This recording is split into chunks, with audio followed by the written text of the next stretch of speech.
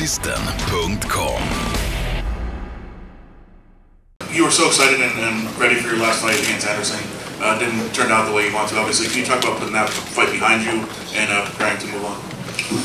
Yesterday is a cancelled check, tomorrow is a promissory note, and today's cash on hand. I'm in Philly, I'm so excited, I trained so hard. I feel like I evolved so much. I was part of the sport in the past, I'm part of the present, and I'll make sure I'll be part of the future. So my job is to fight. I'll bring Saturday a very tough fight.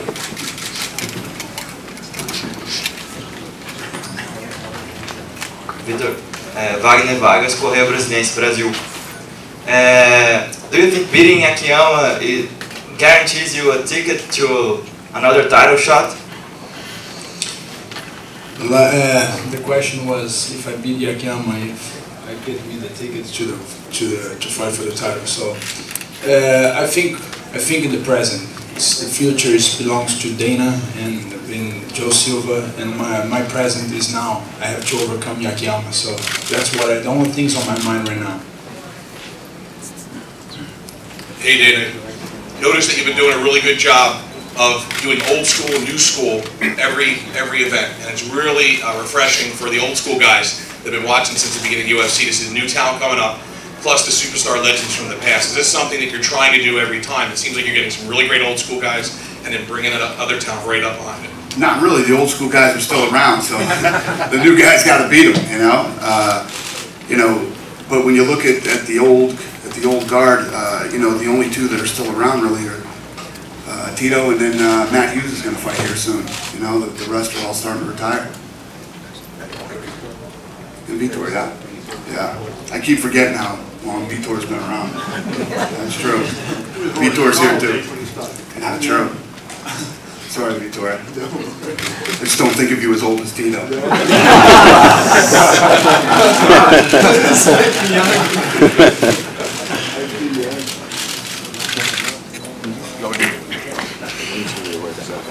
Sorry, Dan, this is not event related, but I have to ask, it's a big story in Canada. It's apparently going across all the different MMA websites.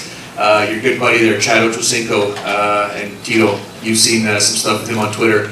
Just took a shot at a bunch of Canadians, especially George St. Pierre. Have you guys heard what he said? Who did, Ochocinco? Ochocinco. Yeah, this is a tough one for me because he's going to the Patriots, and I'm a Patriots fan, man. But he talks so much shit, it's unbelievable. Yeah, he's crazy. I don't know if he's just out there trying to get some more followers or what, or if he's really that nuts. Yeah, Chad. I guess you know when you're famous, huh? You need to stick to football. He takes shots at you all the time too, and he just took a shot at George St. Pierre and all of Canada. So. Well, Anderson Silva too. I got to give a lot of thanks to Dana for putting us on the map. For guys like that who are in the NFL and then take a shot at the UFC fighters they want to make a name off of us. Let it be.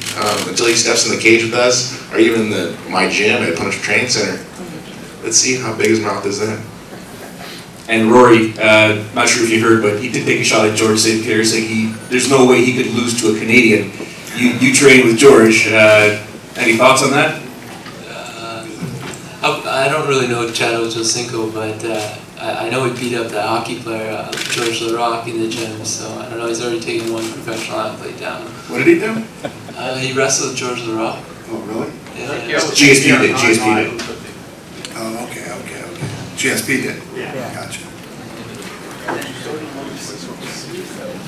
For Mike again, Mike, you alluded earlier to you made some changes after the Allensberger loss a few years ago. Can you kind of go over what were some of the most significant things you changed? One of the most significant things was my diet.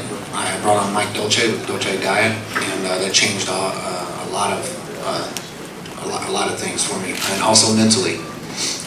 There's certain pressures that come with being in the big show, which is UFC. I kind of just was coasting through some of the other talent that was in the other organizations, and not really buckling down and really, finding what's important to me. And I got woke up when I came to UFC. It was a wake up call, and it's either get serious or I don't know, go back to being a machinist. I'm not going to be a machinist again.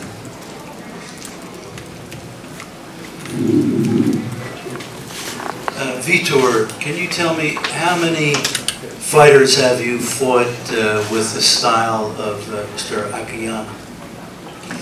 I think I fought one of the best wrestlers before. Like, you know, and a guy like him, he can punch and he can take a fight. So it's gonna be a perfect match for me. You know, it's gonna be a fight. I'm ready. I'm really more into what I can do. So I'm focusing on my talents and the gifts and the calling that God gave me, and I'm gonna make sure I use on Saturday. What is your favorite submission hold? Maybe a toe hold. I don't know. It's just whatever's in front of me. I don't have a favorite. You know, UFC, you have to be ready for everything. You have to be ready for whatever's in front of you. You have to make sure you be ready to get it. Why do you think in the past, you were in great camps with, great training partners, that you weren't, getting more out of yourself than 65%? I think it has to do with just sometimes you do what you have to do in practice, and you don't take it any further than that. And in order to get to the next level, you have to take it to the next level. You have to do what other people are not doing. You have to make it a lifestyle, and that's something I've done in the last 4 to 5, 6 months. I've made it a lifestyle. I moved down to South Florida, and I still stay in Chicago, but for the most part, I'm living like a fighter. I'm waking up every single day, whether I have a fight or not, and I'm training.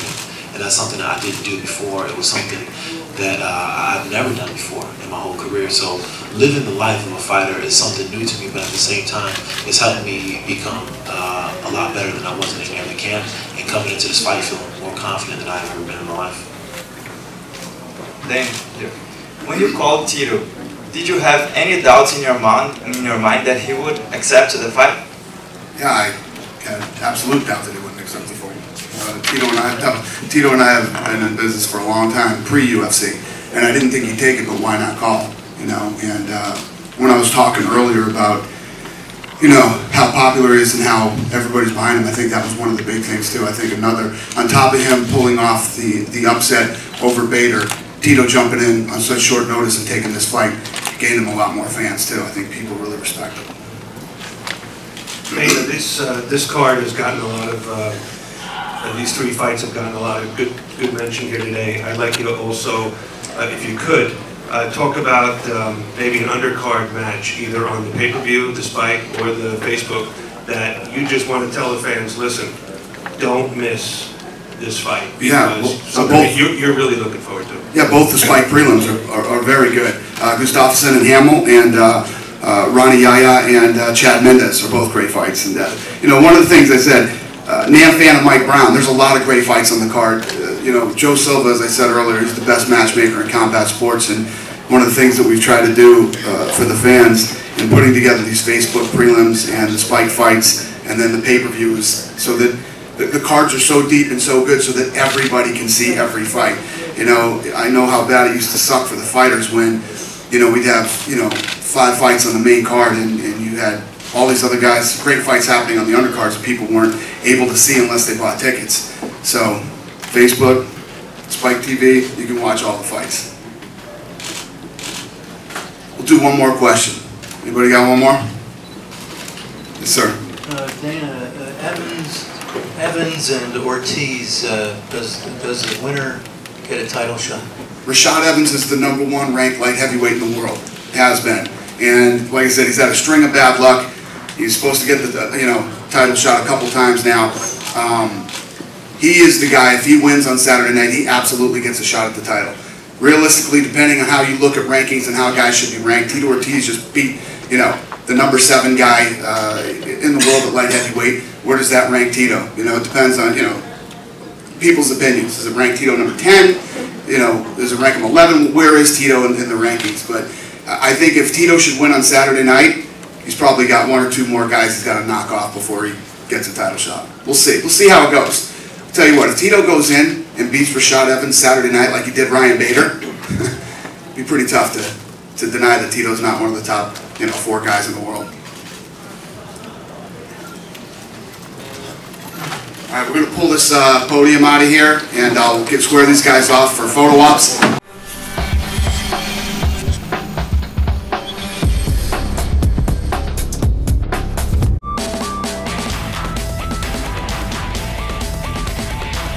Gymgrossisten.com